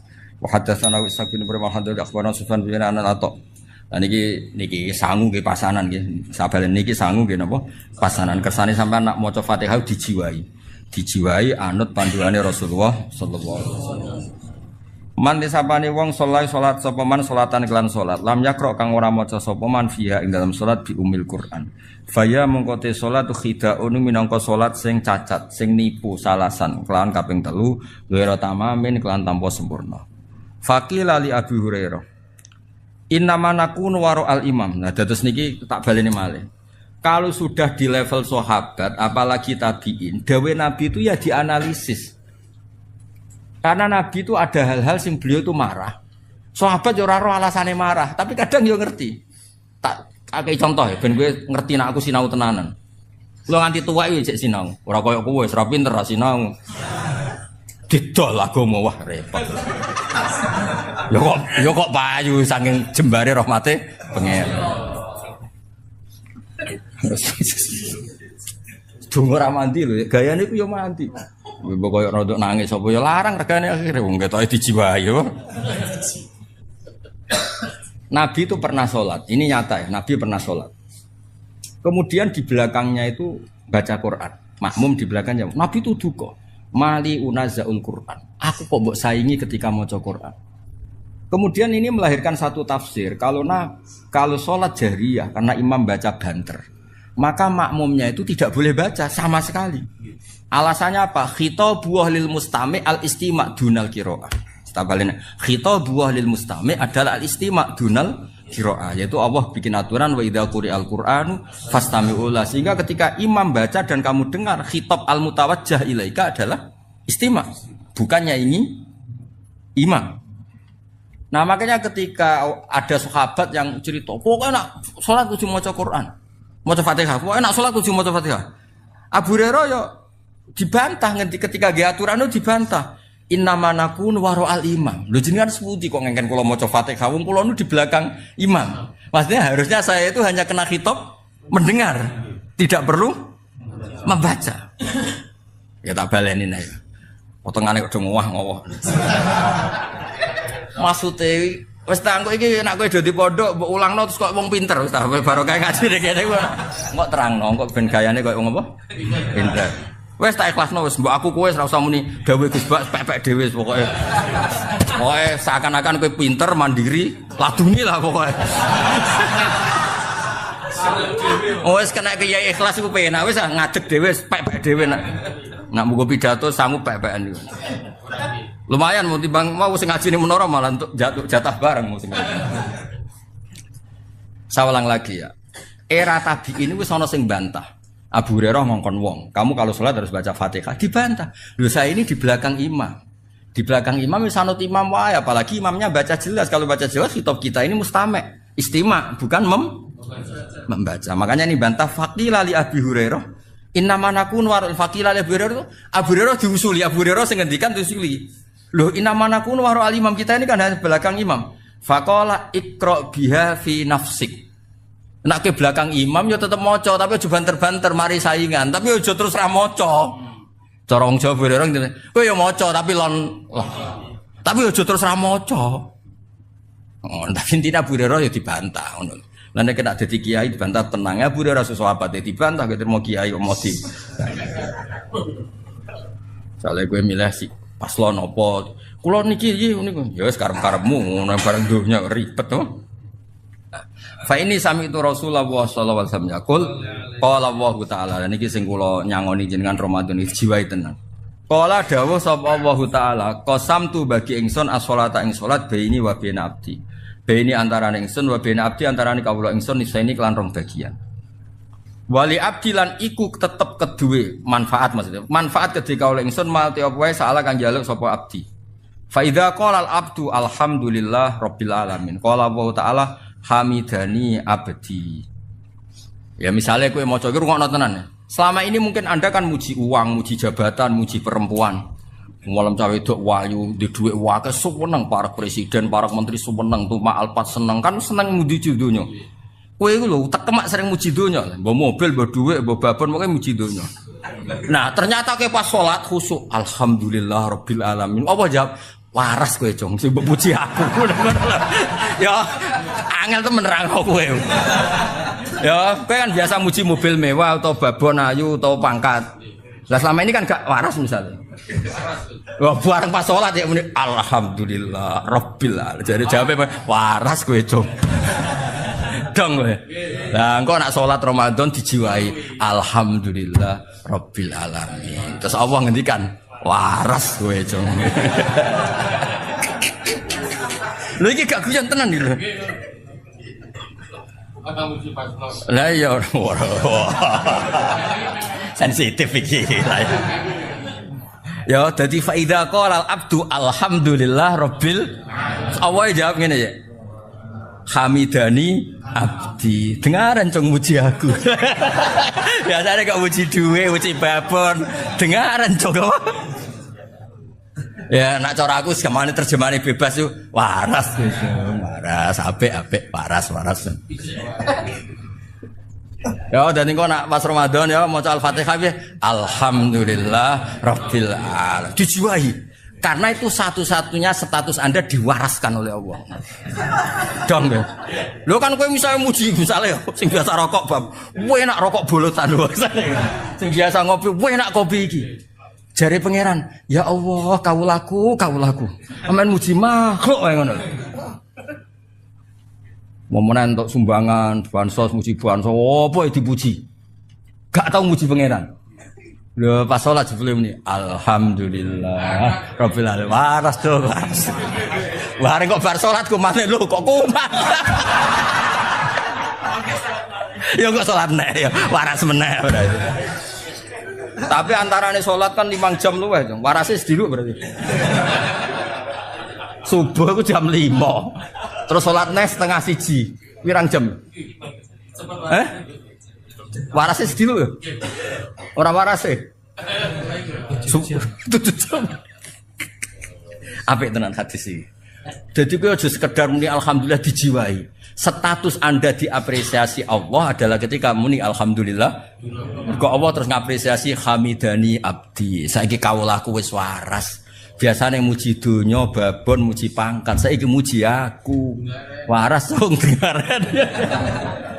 Apik hadis iki seneng. Oh iki nggo sangu poso.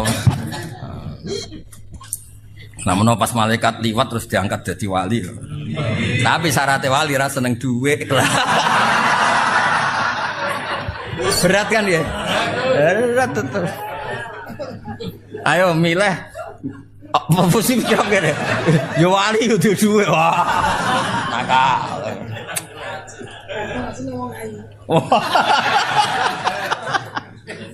Sing bojone wong. Sing bojone wong. Hebat. Niki makome fana, makom fana. Dadi ora wali makome fana wis gak kena hitop. Makom dunia lain fana. Ya dadi kowe nak salat nani ya selama ini mungkin kan nak cara sarah-sarah kula wae. Mungkin kita selama ini talettuh blepotan. Ngelem mobil Alphard koyo ngono, ngelem duwe. Bahkan sing kere-kere ngelem rokok bolotan udah tuwonanane masyaallah. Ngelem bolotan itu fase ra karuan. Malah kadang apa ngelem jagung bakar ya.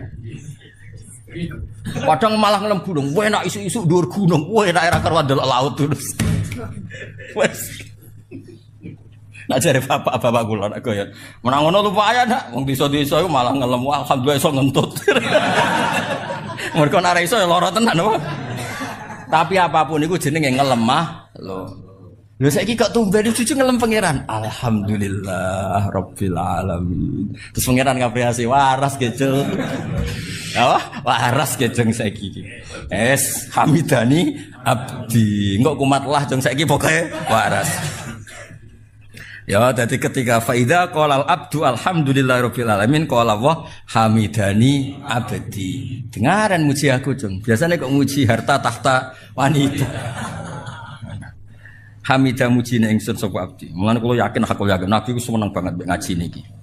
Mergo Nabi ndongaaken ala khulafai rahmatullah. Wong sing genteni aku mesti entuk rahmati Allah. Terus niku sinten Nabi? Wong sing maca hadisku dan diajarkan. Nggih kados ngaji ngeten iki. Yo ngajarane kudu koyo aku ngene kuangelan nerangno ngene iki nek agak bolan baleni ya mloset to. Apa tak bobot ayo. Khatam aku sedurunge mati khatam giebet seminggu khatam war. Kowe mau urun saleh. Ayo ya agar kala Rasulullah itu. Gak jelas kalimatnya apa. Ya piye, cah cilik-cilik piye nak salat. Iku kalimatnya piye to? Nak pasanan. Kala Rasulullah itu.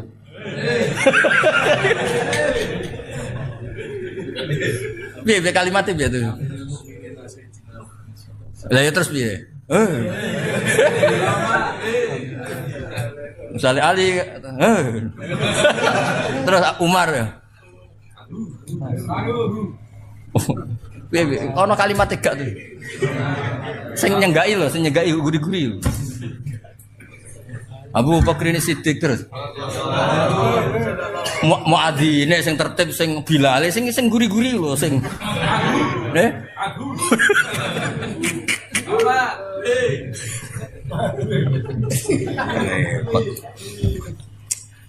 Repot. Ya, semoga namanya alhamdulillah terus. Wa idza qala ar-rahmanir rahim, napa?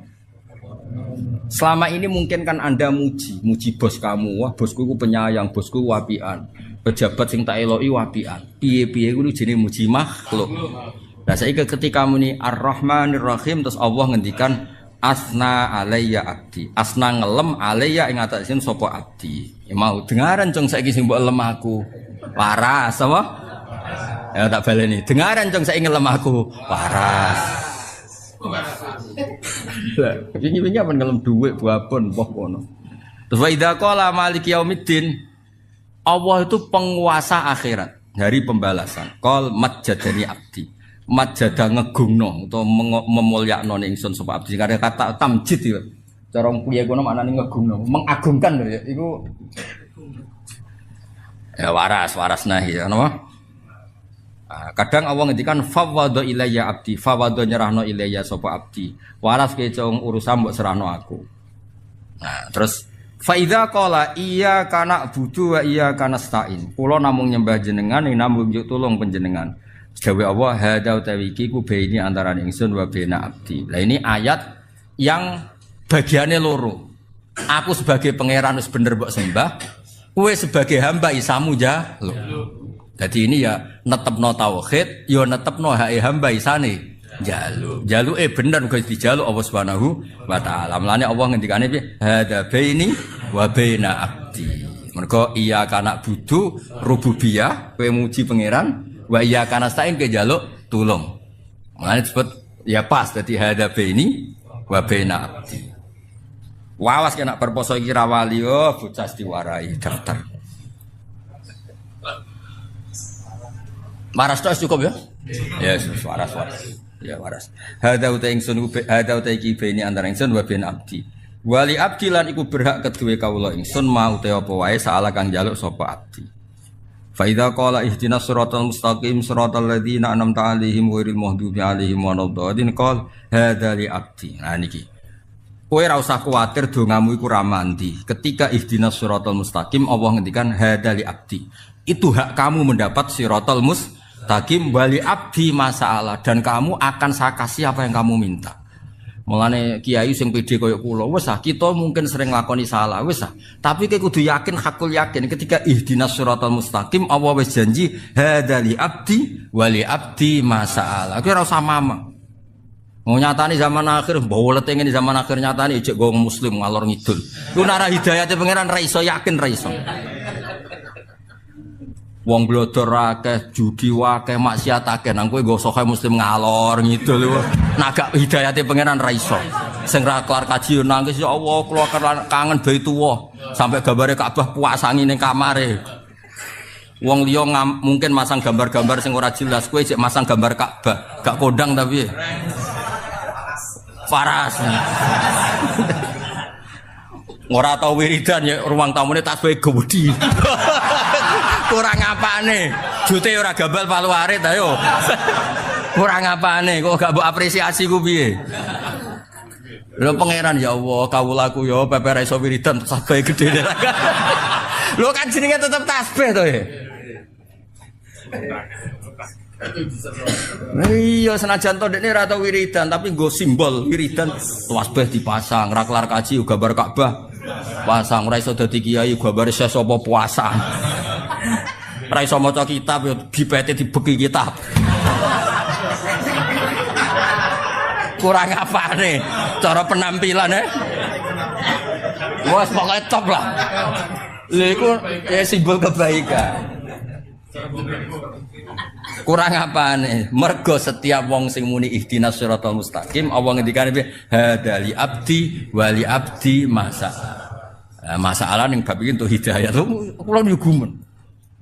Wong kok hidayah kula yo gumen zaman wis rusak ngene. Ruwet e donya sing ngene. Nyatane yo Jumatan sewenang. Ketemu kiai sewenang, ngaji ra paham sewenang. Tok pol. Wes pokoke top wis top. Lan ora usah kuwatir hidayat ilang sing ngelola hidayat Allah Subhanahu. Ning Amerika lho, wong Islam nggih kathah musala kathah. Ning Afrika nggih kuwi nang ndi-ndi. Wes pangeran top tenan. Lha iki gak kebayang nang Inggris bal-balan salat dia, saiki dituku wong Islam. Wae salat ya salat, malah ana musolane. Tengene Manchester City ku ana musolane, kene ape adzan ning kono. Lha iku oleh disilabuk istighosa oleh yakin. Yo pamit ning sapa Kang Sulaiman Fahim lho sing duwe. Yo pengiran artine gini. Lho wong sugih ngono kok kepikiran gawe sarana salat. Kowe yo ngono, wis mlarate ngono nek ora salat ning sawah pelayon mulai. Mergo ape Jumatan. Pengiran garu piye? Sapi Tegal mlayu mergo ape Jumat. Kok ora keduman Jumatan. Padahal Jumatan diamui khotibe lho. Khotibe zaman akhir wong kedonya. Ngono ku ya tetep diruwono. Lan kula ora cocok ngono khotib ngamuk bareng kula ora cocok. Wong nis ninggal toko, ninggal sapi lho wis diamuk. Tep khotib kowe mikir lho cocok. Toko ditutup, pabrik ditutup, melayu mulai sapine ditinggal. Lho nek masjid diamuk ya. Zaman akhir wong kedonya lho piye karepe. Lah nek kedonya njaluk donya dhekne ya ora oleh. Maksudnya ora usah ngono lah biasa wae no. Wis khotbah standar penting sah wis ora usah nyindir-nyindir sapa-sapa. Mula kula nate diparani khotib. Gus sepurane Gus kok kula ngutbahi jenengan. Sepundi Gus gak apa-apa syaratnya sitok aja nyindir tangga meneng. Akhirnya saya nak khotbah rada didi agar barbar. Tahu nyindir tangga bar tamu. Kowe ngomong piye? Bocah ora jelas aku. Lah mangkel kok barono ngene-ngene. Mangkel kok mbok gawa ning mimbar yo. Mangkel lu ning omah banting-banting piring ta apa? Kan urusanmu dhewe, mangkel kok ning mimbar iku. Masjid itu majlisul dzikri, ora majlisul ghadab, Pak. Bocah ora Jawa ora Arab iku. Tobat lu, serah tak baleni yo. Baleni tak bredel ya. Karena ketika wong wis muni ihdinas siratal mustaqim. Wes contoh gampang, kayak apa nyun sewu maksiat kamu dapatkan di mana-mana bisa. Mulai gambar porno, judi apa saja bisa. Judi online dia pen utang online ya oleh. Ra iso nyaur ya oleh, anggere disita omahmu. Apa wae oleh. Lho ngono kok kowe tetep salat. Nak ketemu wong alim yo nyucup diwolak-walik, masyaallah. Top, swimpen yo fotone Mbah Mun Habib Syekh, fotone Mbak Arwani kurang apane. Ora tau wiridan tasbih puasan komedi. Ora iso ngaji kitab didakok bipet jejer. Kok sak bipet kurang apane. Nak janggal be opo astagfirullah. Lha iku kabeh kersane Allah. Mergo pas muni ihdinas siratal mustaqim wong itu kan hadali abdi wali abdi masalah. Iku ketok mandine. Ngandel aku lah, bocah kandhanane kok angel, wes nak ilmu ngandel aku. Wes sampean kena ngalime ngangkai aku lagi ra ngandel. Sementara ya sementara. Gak apa-apa sementara. Sementara. Tapi sampean aku wis matur anak alamu mingka. Kula sakniki mun luwih alim Bang Jinan Gus gudbe gak apa-apa. Tapi ku rada mustahil adatan. Iya, maksudnya adatan. Apa iso wae kuwasa, iso wae Allah gawe juk-juke alim iso ya Allah ala kulli syai'in. Cuma kita Allah gak minat. Mergo kena kowe malah dal-dal ilmu. Rusak kabeh donya. Ya tapi kula terus tenan, kula niku sering berpikir Islam iku nyuwun sewu dhisik ning Mekah, rungokno. Iki rungokno tenan. Kula niki amdan mboten sahwan iki akhiru yaumil Jumat. Saatul ijabah. Nggih, Nabi Adam digawe saiki kok isih seprapat jam kas Nabi Adam digawe. Nabi Adam digawe akhiru saatin min yaumil Jumat. Mulane saatul ijabah nggih sakniki. Nggih sakniki lak mung jam 5 seprapat napa jam 5:05 menit. Entah ini ngomong ning kene nek aku cek mandi wis mulai rapati mandi. Ya biar kan mriki lengkap to kula beto Quran iki Habib putune Nabi iki wong fakir mandi kabeh. Atas namane sing beda-beda kan.